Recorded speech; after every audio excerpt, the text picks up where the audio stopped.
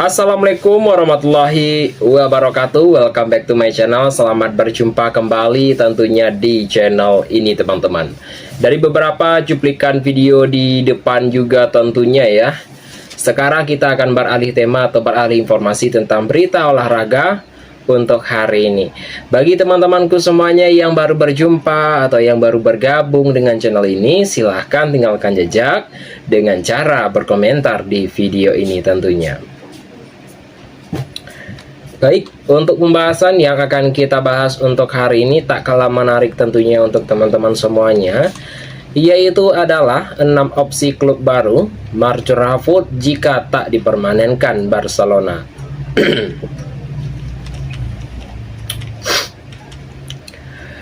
Marco Rashford tampil cukup baik semenjak bergabung dengan Barcelona sebagai pemain pinjaman. Namun, lapor terbaru telah menyebutkan bahwa klub tampaknya tidak akan mempermanenkannya pada musim ini.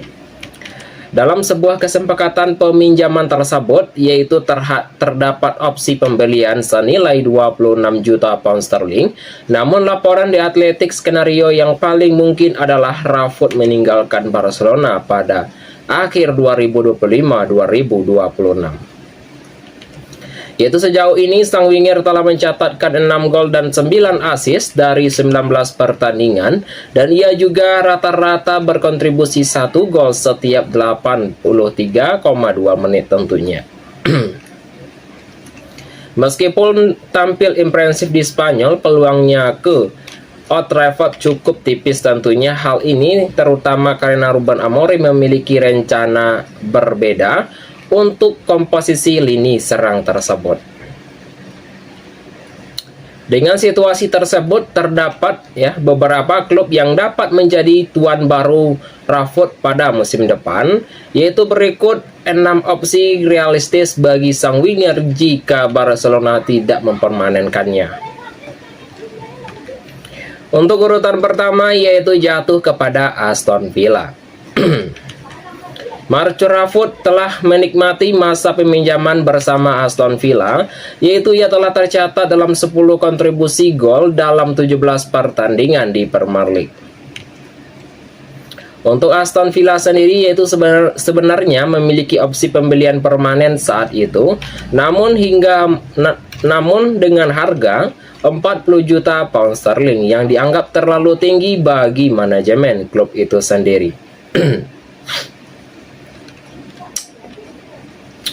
Dan kini untuk Rashford sendiri mungkin dapat dibeli dengan harga yang lebih rendah. Situasi ini membuat Aston Villa berpeluang kembali mengejar sang winger tersebut, baik itu dalam cedera lutut yang dialami Oli Wakid. Tentunya belakangan ini menjadi pengaruh performa di lini depan mereka. Untuk penambahan winger berpengalaman tentu akan meningkatkan kedalaman skuad itu sendiri. Apabila untuk Aston Villa berhasil lolos ke Liga Champions pada musim depan, transfer Rashford menjadi semakin masuk akal.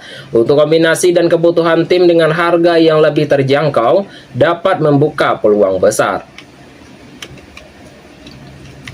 Untuk urutan kedua yaitu jatuh kepada PSG. PSG sudah lama dikabarkan mengagumi Marco Rashford dan ketertarikan klub Prancis tersebut bukanlah sesuatu yang baru. Meskipun peluang transfer ini mungkin sudah berkurang, performa Rashford di Barcelona tetap menarik perhatian.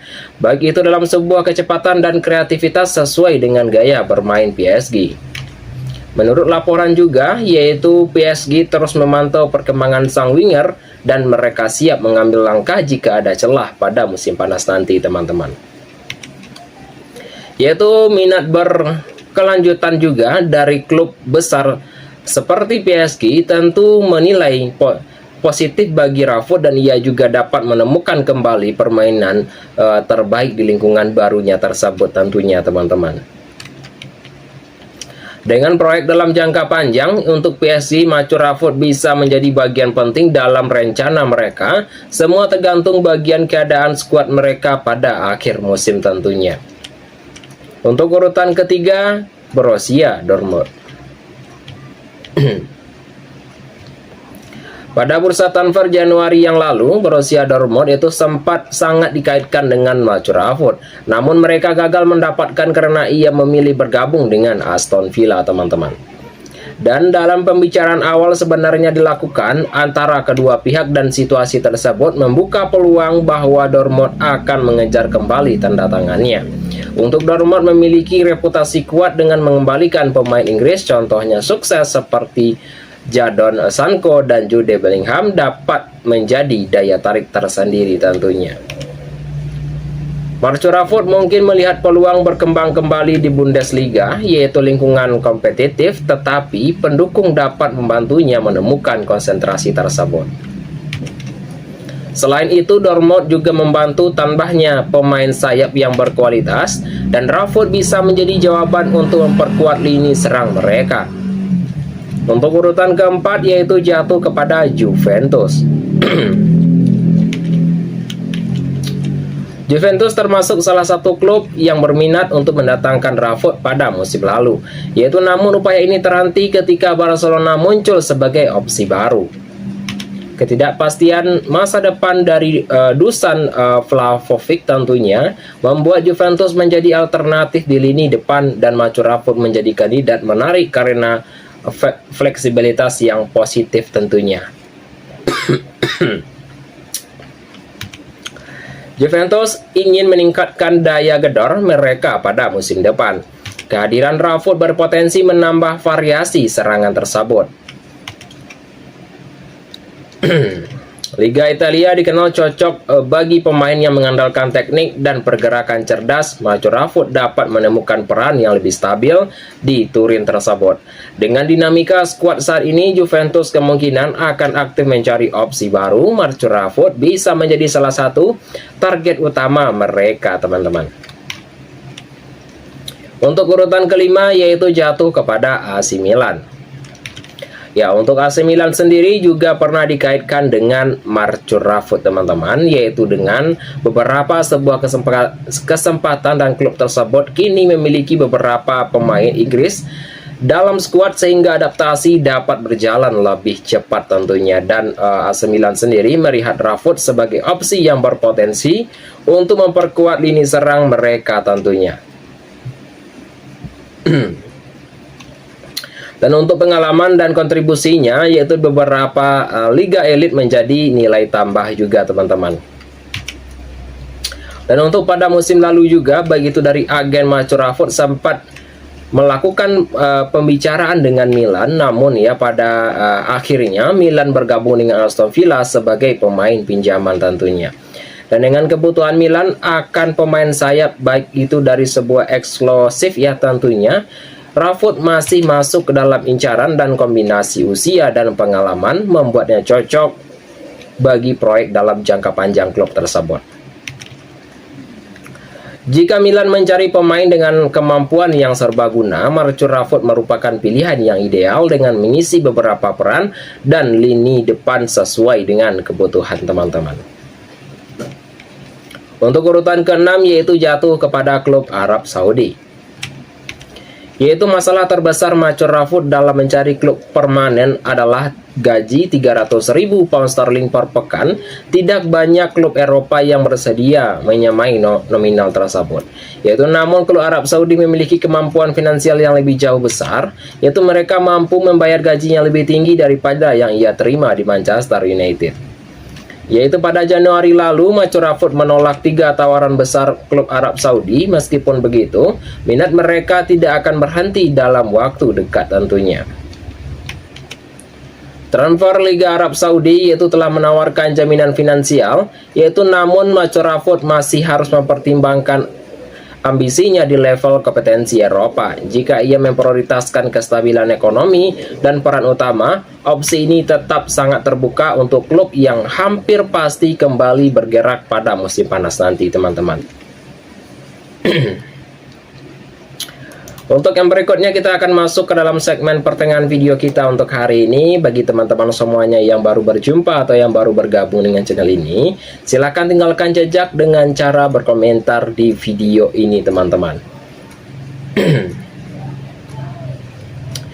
Untuk dengan pembahasan yang akan kita bahas yaitu adalah Ruben Amorim peringatkan Manchester United, West Ham tetap lawan yang berbahaya meskipun mereka di zona degradasi, teman-teman ya.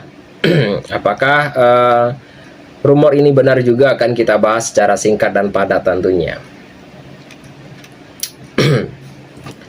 Manajemen Manchester United Ruben Amorim meminta timnya untuk mempersiapkan diri dengan baik dengan menghadapi West Ham.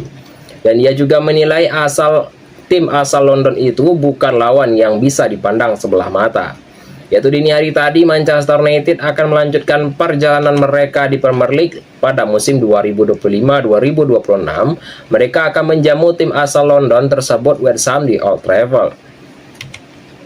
Di atas kertas Manchester United lebih unggul atas sang tamu, maklum ya untuk The Hammers tampil inkonsisten semenjak awal musim sehingga mereka kini berada di zona degradasi. Meskipun dengan begitu, yaitu Amorim telah meyakini bahwa tim besutan Nuno Espirito Santo tersebut yaitu tidak akan mudah dikalahkan. Yaitu kami semuanya tahu bahwa pertandingan tersebut bakal jadi pertandingan yang sangat sulit. Itu ungkap dari Amorim dari konversi pers yang baru-baru ini, teman-teman.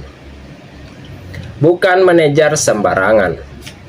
Yaitu Amorim telah menyebutkan bahwa salah satu alasan mengapa Manchester United harus waspada saat menghadapi West Ham karena sosok dari Nuno Espirito Santo itu telah menyebutkan bahwa sang pelatih atau kepala pelatih West Ham itu adalah pelatih yang sangat cerdas dan mampu menyiapkan taktik yang bagus setiap lawan yang dihadapi timnya tersebut.